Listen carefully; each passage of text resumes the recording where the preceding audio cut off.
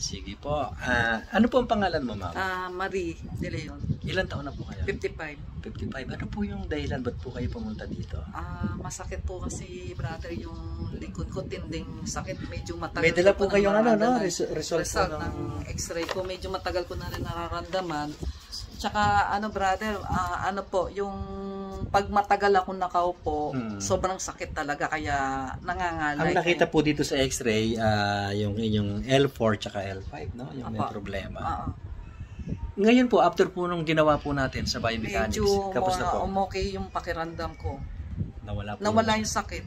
Pati po yung masakit sa ulo, sa hilo nawala. Yung vertigo ko, migraine ko. So, overall, nawala po lahat ng nararamdaman nyo? Parang ang sarap ng pakiramdam ko ngayon. Gaano katagal po yung ginawa natin? Mabilis lang, no? Mabilis. Wala pang 10 to 15 minutes. Pero nung una, parang ninenervyos eh. Nagdasal na lang ako. Na umukay ako.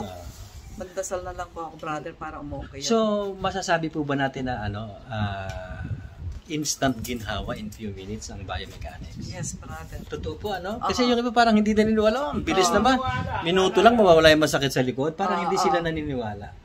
Pero ito po kasi... Yung ginawa nyo, titiisin mo. Masakit siya, pero titiisin mo para kumaling ka. Kasi kaya po masakit pag may problema.